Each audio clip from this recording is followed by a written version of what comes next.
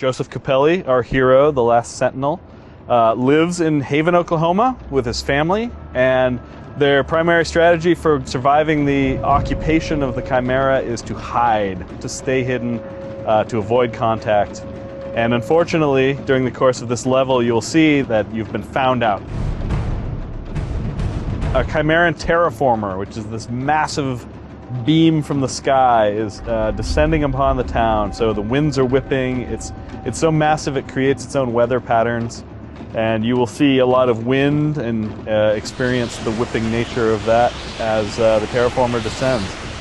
In one of these sections in the Haven Town Defense, you're in a junkyard and a new character is introed, which is the Longlegs. They have the ability to jump real high and jump all over the place. And one of the big feelings we wanted to create just in this environment, not only with these characters, but with the standard hybrids, is just the sense of just having to survive. We try to build these spaces a little different than R2 and give them lots of options. You know, you can go up high to the top of a building, you can fight from the ground, and you're just fighting these guys off and trying to hold them back so the rest of town can escape.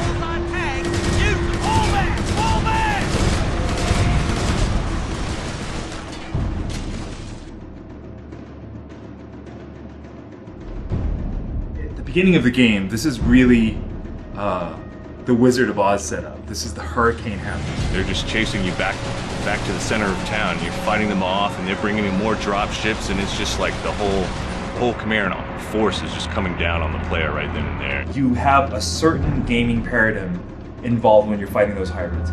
You're looking for cover.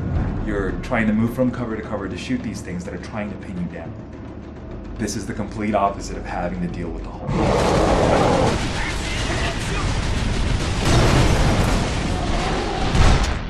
Well, oftentimes it starts off with the designer coming up to me and telling me what their needs are. For this particular design, it was Cameron. So he would come to me and tell me what the gameplay is going to be like, the particular powers of it, and then I have to make that fit within the matrix of Chimeran lore and Chimeran design.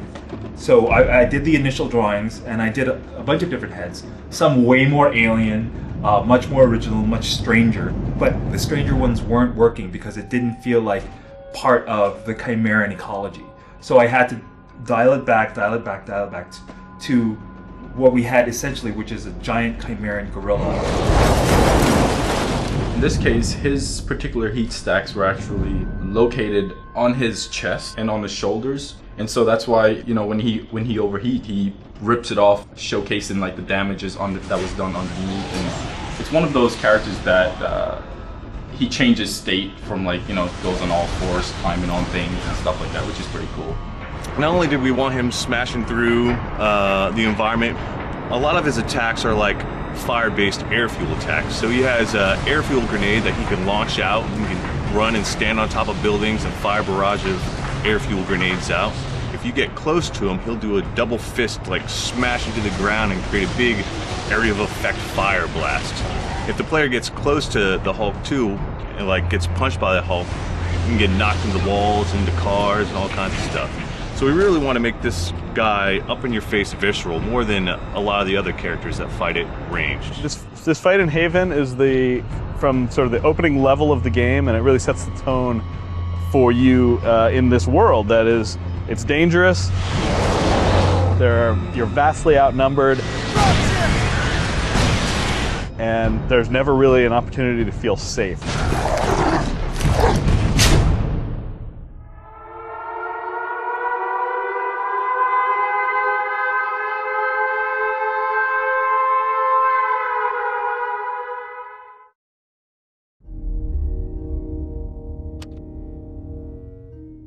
This is the first step in your journey from Haven, Oklahoma to New York, and as such we wanted to make it a mysterious aspect. Oh my God. We're all gonna die!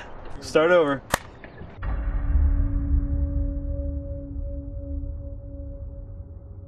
Our goal with the boat level was really, we wanted to have actual movement from place to place, actual traversal, since this is a journey game. The theme for Resistance 3 is actually that of kind of a buddy road movie. So we very secretively and very purposefully put bits of artwork in a level, whether it's an overpass, a gas station, a motel, things that you see and feel when you're on a road trip. Now in 2010 Safe America.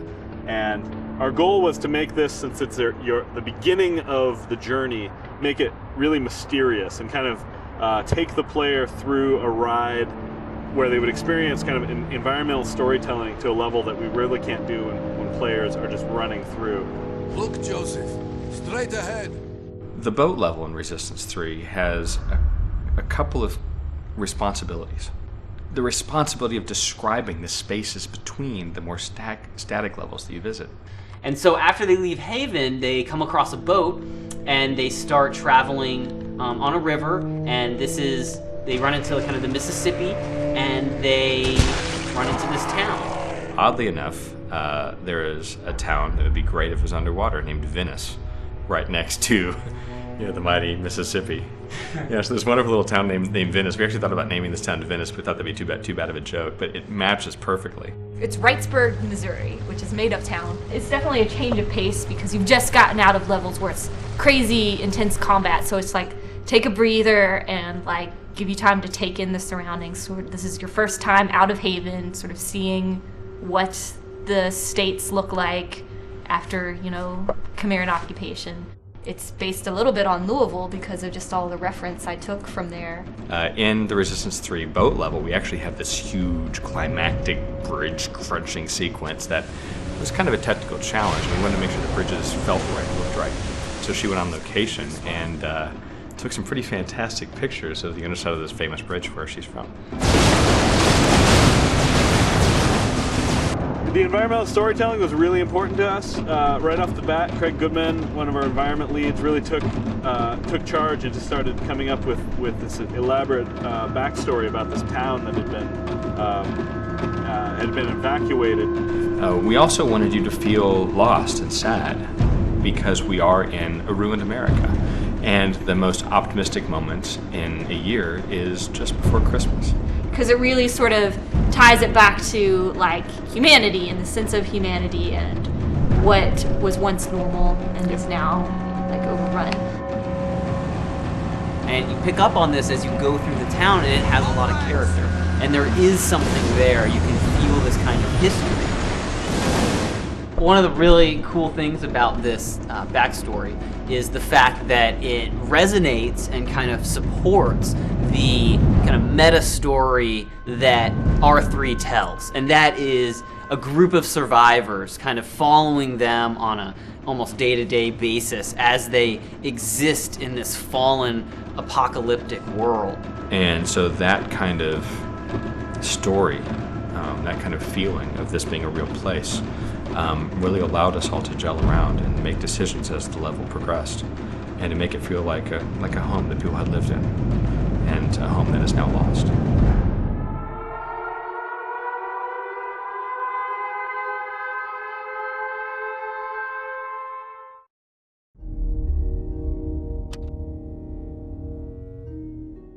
All I wanted to do was anything but World of Warcraft, which is what I'd worked on previously. The test was asking for someone who could draw something for a realistic first-person shooter, and there were implications on the test that was implying kind of thing, and I was thinking to myself, oh man, that's totally what I want to do, man. I'm so geared up for this. At the time, Sony didn't really have like a premier, like, gangbusters FPS hit, so we were thinking, we were just like, we had lunch and we were like, what if, could that be us? And we were starting to brainstorm. We get together and we brainstorm frequently about what the story could be, what the kind of the gist of the game was. I think very early on we decided, though, it was clearly about aliens. In the original story, it was all about time travel. Right, I was going to say it was kind of a big space opera, more of like a science fiction, outer space opera kind of thing, right? Yeah.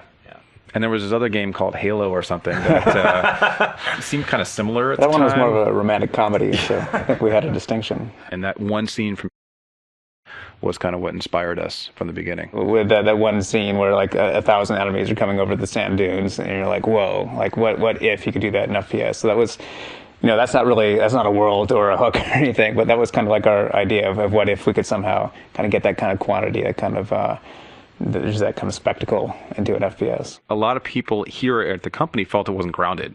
Like there wasn't a whole lot of, I don't know, there wasn't a good foundation for the story. So yeah, time traveling, going to meteors that had big wormholes in them, it didn't give players anything to hold on to. Yeah, you can't really connect as much. Exactly. When did you guys decide to do with the 1950s instead of the alternate history, instead of going like contemporary times or something like that? Well, it started out as World War I. Yeah, Okay. It was, yeah. Yeah, There were biplanes when I first showed up.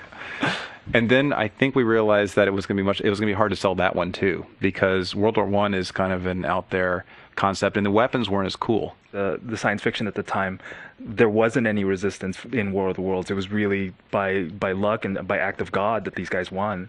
Whereas if you look at more of from World War II on, people got to mount a resistance. Right, more of a guerrilla warfare and fighting back. Yeah, totally. Because the idea was that if the Chimera started in Russia and spread across Asia and then across Europe, Britain would probably be the last place that they'd hit, simply because they'd have to cross the English Channel, and we were presupposing that the Chimera weren't very good with water. And Britain had time also to create a great defense network, and we're probably going to be more likely to hold out than any other country. Well, they started out as a lizard-ish race, big lizards with tails. Geiger-esque for a while there, weren't they? Were they? I remember the tentacles. I mean, some of the early drawings. It was really early. It was like kind of Geiger-inspired. The idea was that it was very lizard-like, but now we had this kind of skull head. What ended up happening was that it looked very duck-like, and it drove me nuts. And so I still see that image all over the place. By the way, yeah. That first Chimera with his mouth open, right? It was that, and also what was prominently featured in that was the gun, and that drove me nuts too. So literally at lunch, I just started.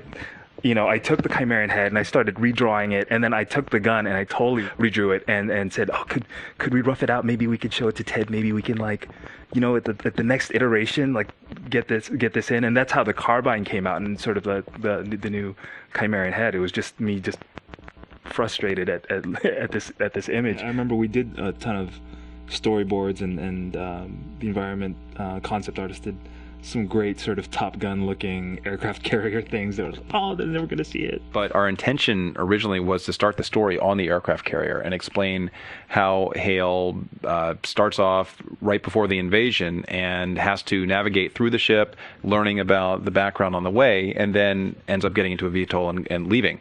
But we couldn't get that level done, so we ended up just using it for a cinematic. It ended up being a major problem, though, because that was all of our training was in there. That's true. Yes, that's right. And it was a big storytelling step piece. So a lot of the story we're going to tell is just going to come across in dialogue through here. And so when we cut that, we lost our training and kind of our introduction to the character and everything. So we had to just find other solutions to all of that. I remember thinking, I don't know if we're going to be able to get this out on time, but we will. We will somehow do it. And I think everybody kind of felt that way. We just knew that we needed to get it done because it was such a great opportunity. I think the last 6 to 8 weeks or so in particular, the two of you guys and Mark Cerny were playing the games a lot, and we were just getting a lot of feedback of, That's right. We went through all the setups, wrote lists and lists of things that needed to be fixed. You guys did what amounted to a complete rescripting of the game in 2 months. Resistance 61513 asked about some cut weapons or cut gadgets. That's the grappling hook, right? Yeah, the grappler. I remember one of the reasons we cut it, two reasons. One, it became an uber weapon, so that if you used it against any enemy, it would be an auto kill. And since it had no ammo, you pretty much could use it on everybody. And the second one was we were worried about people dragging physics objects into awkward places and either getting stuck. It created a lot of problems. Yeah. I think if we had 3 more months, we could have gotten it in. But I mean, as it was, this is a launch title, and we were so close to the wire, just getting everything done. We needed to focus on a few things that were going to be the best, and that one was just okay, we can basically cut 1,000 bugs right now if we don't have this. So any other? I think it's kind of wraps up the question list. But any other thoughts or stories, funny times, sad times, stressful times that you guys remembered and we didn't talk about? As we saw more and more of the launch titles and realized that Resistance really did stand out as something unique, it was cool, and it made all the pain worth it. I remember especially those from Manchester for the next like 3 levels. Just kind of like this amazing experience. Like I couldn't put it down as I was playing it. I'd played it like 100 times. I think we said it's like, oh, but we wanted to get in this and this and this that didn't get in, and that kind of thing. And yeah, I think I was a little bit bummed, but it's funny now going back and playing it. I replayed it a year or a year and a half ago. It's a really fun game, and it still stands up, I think, really well.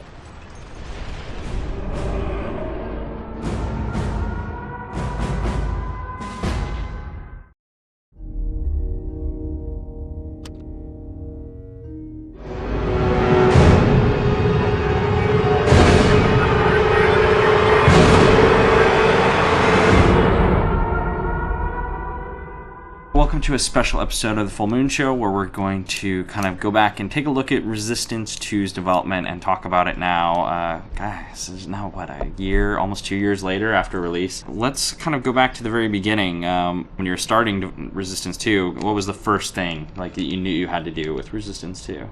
Co-op. Simple. I mean, when we were doing our presentations for Resistance 1 in the very beginning, that was the number one question we got was, why don't you have online co-op? We had co-op, but people wanted to be sure that they could play with their buddies online. Was Resistance originally a trilogy? Well, if we want to go back all the way to the beginning, Resistance was a space opera, and we ended up with a story that involved time travel and I think flying ships through big holes in asteroids. And then when we moved back to Earth and decided to set it in this alternate 1950s universe, I don't think we talked about a trilogy. I don't remember. I don't remember. I think we're just trying to get the first one done. Yeah, that's true. We're thinking about PlayStation 3 launch. Exactly. First-person shooter. We haven't done this in a long time. Let's see if we can actually make a compelling story for one game, right? But just to qualify, I mean, I say this a lot in interviews. We don't ever set out to do a game where the story can't be continued. I mean, we want to create franchises and not just one-off games. Absolutely. Yeah. Let's talk about some of the other focuses, and we're going to get into some of the early decisions that we made. Jeremy Patrick asked on Facebook, how'd you go about choosing which sites and cities would be in the game? Actually, that's one of the most fun aspects, in my opinion, of beginning the game, is when you have a blank canvas and you start thinking about all the cool places you can go. And that's the approach we've taken for a lot of our games in the past. When we talk about Ratchet, it's what planets would be really cool to visit. Yeah. And then, at least from my memories, we start constructing the story and the gameplay around that. Going from making games in 1 year to 2 years was an attempt to make it a little bit easier, but what we ended up doing was expanding the scope for our games. And so for Resistance 2, it had a massive scope, 60-player multiplayer, 8-player online co-op, really big single-player campaign. 13-hour campaign. Yeah. And so we bit off a lot, and when we took into account the fact that we lost basically 6 months by starting over with our code base, it did create this frantic pace where we're all just trying to get everything in that we could. Instead of saying from the very beginning, okay, we got 12 big ideas for this game, we're going to make them all work, and we got lots of people, so no problem, let's go. Everybody run. Yeah, exactly. Yeah, but I think it's super exciting. I think Insomniac's history, though, is frantically making excellent games. Yeah. And I think it's awesome. It's going to be awesome to see like what we're able to do with 3 years instead of, the Ratchet games were all made in 1 year cycles. Yeah. Now we've shifted to the 2 year, but even that's a small team and a big team. I think that seeing what we can do in 3 years is going to be fantastic. So let's talk about one of the other kind of big things, because I remember the focus for Resistance 2 was a lot of the things we said were hail and scale. I think we delivered on scale, for sure. I mean, that was the whole idea behind these bosses. Leviathan, Leviathan was a totally unique experience, yeah. You hadn't, I think, at that point seen anything like that in a first-person shooter. Right. I mean, period. And I don't know if even to this point, I don't think you have seen any other shooter attempt something that big. It made a good E3 demonstration, especially for the Insomniacs, who knew exactly what was going on as I was up there on the stage playing. I'm Ted Price, President and CEO of Insomniac Games, and this is Resistance 2. At the time, the Leviathan demo was carefully timed, so that if you messed up, everything would basically come to a grinding halt. And so I was up on stage and we had no backup. It was basically me just playing through the demo, hoping that things were going to go well. And talking at the same time. And talking, yeah. And I got stuck on a couch, and I practiced this thing like 100 times, right? And practiced not getting stuck. And I got stuck on the same damn couch, and I was thinking, okay, I have about a second to get unstuck before the game basically doesn't crash, but ends. And it would have been the worst demo in the history of E3 had that happened. And of course, everyone was in Ratchet, Ratchet conference room at the time, watching Tag going, "Oh my god! Oh my god! Oh, he's off! He's off the couch. She's off the couch." Yeah, I just felt bad for the environment artist you fired for that. That's not true. That's not true. That's a joke. The last question, I guess, for all three of you is, looking back on it now, how do you view Resistance 2, and how has it shaped, I guess, where you're hoping to go with Resistance 3? And you don't have to get too specific about Resistance 3 because we haven't talked about it much yet, but what are kind of the main things you learned and think about when you think about Resistance 2 now? Wow, you didn't put that one on the list. I didn't think about that. You want to go first? Oh, thanks. Yeah, sure. I think focus on a theme and make it work really well is something that I think we wanted to do with Resistance 2 in America, and I think we learned a lot more about how to do that well, and we're taking that ahead to Resistance 3. That's one thing I'll contribute. Yeah, I think just kind of reining in the ideas a little bit and focusing a little bit more on quality instead of trying to do everything. Yeah. Jake? Last chance? Last chance. Wax poetic? Yeah. I guess for me, Resistance 2 was really a great experience. I mean, I think that, everybody was working on their own thing, and it really felt like we brought it together at the end. I didn't really get a chance to play a whole lot of single player until the end, but when I did, it was really a great experience. And again, we all had this scale, this underlying notion of scale, and that was something that I think permeated each of the modes and kind of gave a consistent feel throughout them that we were pushing size and scale. And I also think, we intentionally pushed the limits of each of the modes, things that had never been done before in either co-op, competitive, or single player. So I think that is something that I'll always be proud of, as far as really not being content with the status quo and trying to do something different and really push the boundaries of what people expect. Absolutely. Yeah. The only thing I can add to that is I was really happy with how the whole Hale story turned out. I think that from the beginning we were wondering who this guy is, and we set out to make a character with an emotional arc that would create some sort of emotional connection with the person who was playing him.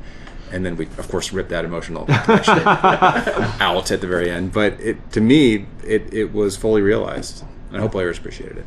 I think given the amount of questions we get about Hale and R3, I would say that came out. Because if people are asking and care, then that means that there was definitely some emotional attachment during Resistance 2, even though he's dead. Well, that's all for this special retrospective episode on Resistance 2, and we'll be back soon with another interesting episode about something that we'll think up in the near future, because I don't know what it's going to be next time. But stay tuned soon, and we'll be back next time with another episode of The Full Moon Show. Later. A lot of fun. Yeah. Tyler Campbell says, 10,000 kills trophy. Grrr. This is where I dive under the table and say, not me.